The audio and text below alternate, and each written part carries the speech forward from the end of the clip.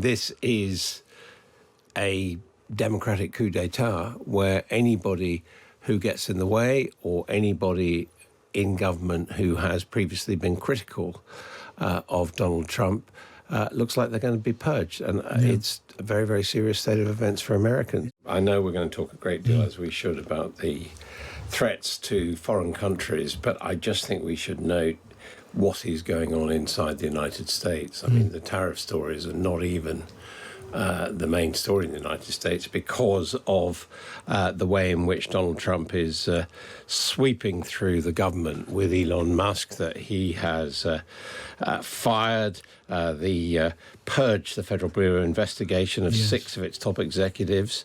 And hundreds of agents. And people have been asked what their role was in prosecuting Jan 6th, which you may have thought was what the FBI should have been doing, but they look like they're for the high jump. He shut down USAID, the aid department, told workers to go home, work from home, and we're seeing Elon Musk also move into other government departments. I mean, this is a democratic coup d'etat where anybody who gets in the way or anybody in government who has previously been critical of Donald Trump looks like they're going to be purged. And it's a very, very serious state of events for Americans. I mean, we may laugh on the other side of our faces about, the fallout from all these tariffs, but for Americans, they've got this for the next 4 years. Yeah, well, and actually the tariffs are nothing to laugh about. But looking at the markets today, they've been up and down. They're worried about the possibility of tipping into a global economic slowdown, the disruption to American relations. You're right, you're both exactly right. Of course, we need to talk about that first. I mean, where do we start? We'll start with where we started on Drive earlier on, when Keir Starmer was meeting Mark Rutte, the NATO Secretary General. He was Mark Rutte addressing concerns that the NATO alliance was unravelling with all this talk of a trade war between America and Canada. There are always issues between allies. It is never always tranquil and happy-going. There are always issues, sometimes bigger, sometimes smaller. But I'm absolutely convinced that will not get in the way of our collective determination to keep our deterrence strong. So that's Mark Rutte, the NATO Secretary-General, putting the best possible face on things. And I suppose Keir Starmer was in very much the same kind of mode. I mean, he rejected the idea that he would have to choose between America and the EU. When it comes to trade equally, we've got a huge amount of trade between the US and the UK, as we have with the EU, and that's why it's important that I always act in the national interest, the best interests of the UK, as we stay resolute, saying that it's important that we work with both sets of partners, particularly this volatile time, where I think it's generally accepted and rightly accepted that we face a more volatile world now than we have done for many decades. So now is the time to step up. It is not the time to pull back on either front. So Keir Starmer earlier, I think he's been giving a broadcast interview since we've been on air. When we get hold of that, we'll of course bring that to you as you would expect. Now, Adam and Anna, this is, I suppose, the $64 billion question to which there may not be and probably isn't actually an answer, but I want to ask you anyway. What do you both think Donald Trump is playing at with this weighing in on threats of trade tariffs, the way that he's doing all of this, with the upheaval that it's caused? What do you reckon he's trying to achieve, Adam? Well, there is a political goal, which is by threats and coercion seeking to extract compromises from his opponents. And his opponents, bear in mind, these America First is everybody, not just China, but his allies as well. So clearly we're already seeing an impact of that with Mexico, where he has now delayed the tariffs on Mexico, the 25%, because the Mexican president has said we're going to send troops to the border to stop fentanyl crossing. So clearly, this is a transactional relationship, and if people make concessions, then they may be spared from, the negative threats which Donald Trump is making towards them. But, and I think it's very important to recognise this, there is an economic strategy. I mean, most economists will tell you that this is balmy, but in the end, what he is trying to do is to onshore as much as possible into the United States, which is much more self-sufficient than Britain is, or indeed Europe is, to stimulate industry over there, to get people buying American, and those people who don't buy American are effectively going to be taxed through tariffs. And guess what? He needs some tax money to run the government. So there is an economic logic to it. I mean, most classical economists would tell you that it's totally destructive, and in the end, it just means higher prices and less for everybody. But, you know, this is a nativist economic strategy. Yeah, I mean, Donald Trump in the run-up to the election, and I think pretty much since, he and the people around him have been presenting this tariff strategy in a number of different ways. Now, one of them is to just get any country that his crosshairs fall upon to do what he wants them to do. Another is the idea of raising enormous amounts of revenue in tariffs to the point that they could even cut seriously into the level of income tax. And those who, you know, as you say, many economists say that just ain't realistic, to say nothing of the fact that these tariffs will put costs up, the cost of living up for American consumers, many of whom voted for Donald Trump in the hope of seeing prices come down. That's it, but it's the ultimate transactionalism. So Donald Trump, with these things, he's not just using tariffs as an economic tool, he's also using it as a political tool, because both with Mexico and Canada, the objective has been to get them to fortify the border and to stop illegal immigration into the US.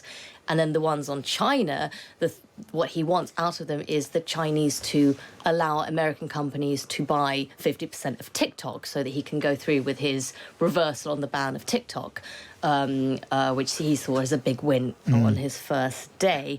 Now, the thing about big threats is you have to be willing, you have to look credible, you have to look like you're willing to go through with the pain domestically that those threats involve. So your point about the inflationary effect on the American economy, rising consumer prices, the hit to American industry, which, you know, when you look at American politicians today, they are warning about these things. You've had congressmen stand up and say, my favourite was one's gone and specifically warned about the lobstermen who might be affected with what the war he's trying to wage with Canada. Now, Mexico has folded because Mexico is obviously a much smaller partner. Mexico was already threatening to go into recession because of this. The question is, what happens with countries that are a lot bigger than Mexico? So let's see what China does, because this tactic only works when you're the biggest bully in the room. He's ultimately just playing poker, and poker, Texas Hold'em, works when you've got the biggest hand. If you've got the biggest number of chips on the table, then you can pretty much do what you want. Yeah, and it might be preempting things to say that, you know, say Mexico's folded and that's it, game over for Mexico. This is just one thing he's got from Mexico.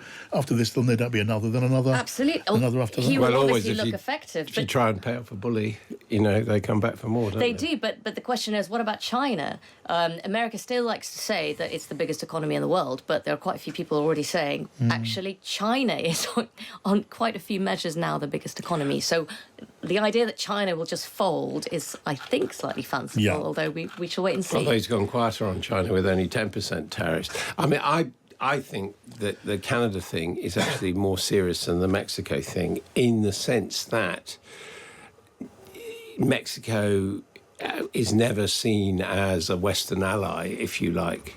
And the point about threatening the EU or Canada with tariffs is you're saying to someone who historically has been an ally, a close partner, someone that you sit at the table with at NATO, someone you sit at the table at the G7 with, I don't care. I'm just going to threaten you. And this in the context of expansionism. I mean, that was a word, expansion, which he used in his inauguration address.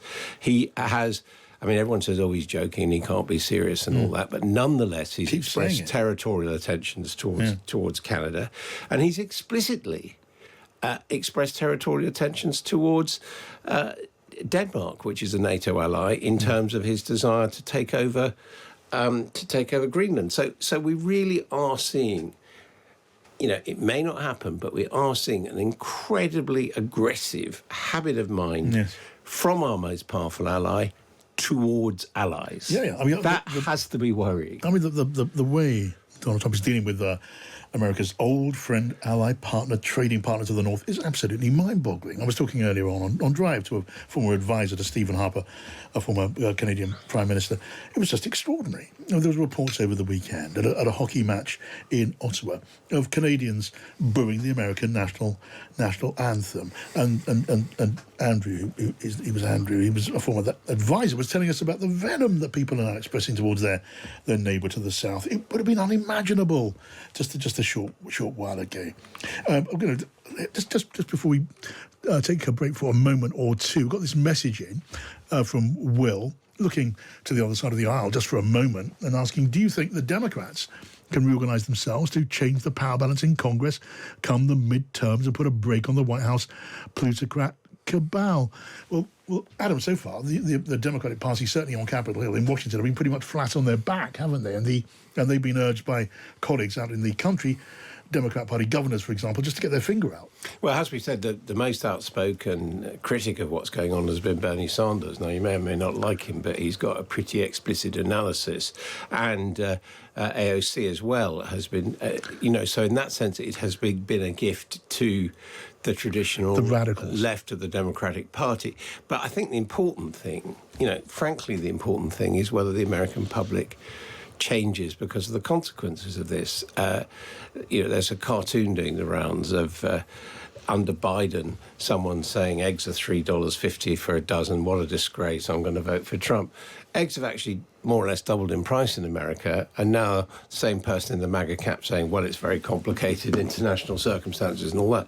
But if people start feeling this in their pocket, and as the Canadians are saying, the logic of tariffs is that it costs domestic consumers more, then it may be that people become open to other arguments, and there are the midterm elections coming up. Still 2 years off. It's still a long way. But I was looking at on social media on Elon Musk's X about an opinion poll, a new opinion poll, which says that most Americans, big majority of Americans, are telling the pollsters they're against the Trump tariffs. Apparently, more of them are searching tariffs than Taylor Swift on social media, on Google. So that tells you a great deal. While we've been speaking, I've been looking up at the news feeds coming in, and Donald Trump's been signing more of those executive orders. I mean, I don't know what we're up to with numbers of executive orders. It's a big number. He's been naming special envoys to the Middle East, Latin America, and Russia, Ukraine issues, UK, and for special missions. But he also gave an update on the tariffs he's imposing on Mexico and Canada. Let's have a listen. Well, nobody's out with Mexico. We had a great talk with Mexico, and we had President Sheinbaum is a woman. I like her very much. We've had good relationships, but we have to stop fentanyl from coming in, whether I like somebody or not, and we have to stop the illegal aliens. We've agreed to talk and consider various other things. We haven't agreed on tariffs yet, and maybe we will, maybe we won't. But we have a very good relationship. I also spoke with Prime Minister Trudeau of Canada, and we had a good talk in the morning, but I did ask him a couple of questions, like, banks aren't allowed to do business in Canada. Canada is very tough. Canada is very, we're not treated well by Canada, and we have to be treated well. Well, at least he gave him his proper title, didn't refer to him as Governor Trudeau, leader of a State of the Union, the sort of belittling way that he's been lately referring to Trudeau. And you've got to wonder, thinking about it and listening to that, Adam and Anna, is he just completely making this up as he goes along? Does even Donald Trump know what he's going to say or do next on this mission, on this journey? Well, we've used the expression transactional ad nauseum, and he's in it for what he can get. He knows, his life experiences, you can't win everything, but he has won pretty big in his time. He is, of course, in the process, he and those closest to him are in the business of enriching themselves enormously personally.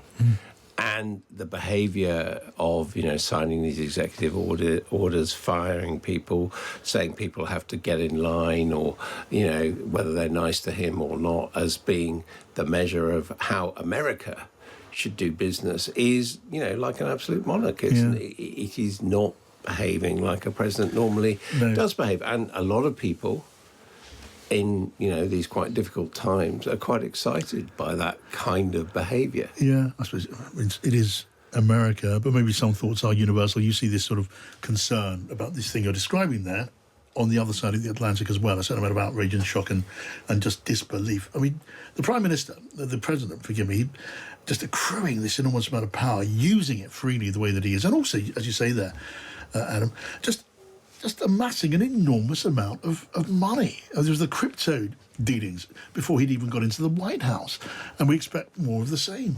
Well, I think what he's doing, and I don't think it should come as a surprise, this is all pretty well planned, and there's something called Project 2025. Which he disavowed. But is pretty much following the playbook of, with tariffs, with some of the internal changes at the executive orders. What he's doing, he is testing the boundaries of the system to breaking point. Yes. He is testing the power of the executive. And the people behind Project 2025 have been quite clear that, again, this is part of the playbook. They want to invite legal challenges to some of these actions, specifically because they know there's a Supreme Court right now, which has a Republican supermajority, which he put in his first term, which they think will rule in his favour, and that way they change the system for good, because they set new precedents and they essentially rewrite some of the laws that exist. Yeah. And that's the big picture of all of this. And that does seem like a conscious part of the mission, Adam, doesn't it? This idea of pushing the powers of the president, even as defined by the Constitution and the law.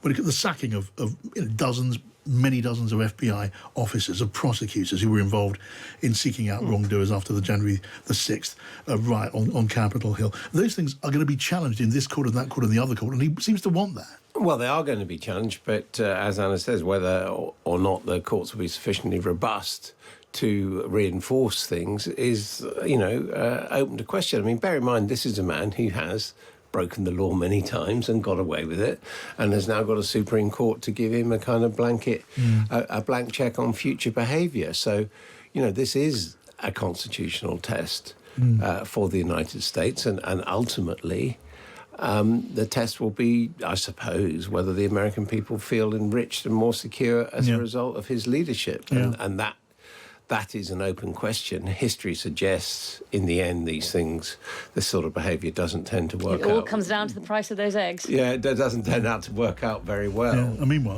a very sort of parochial thought. We ended last week talking about Peter Mandelson.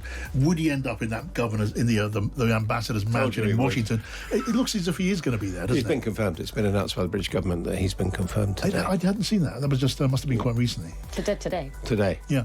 Louis, Mandelson's in. And you predicted it, did you, Adam? Well, there you go.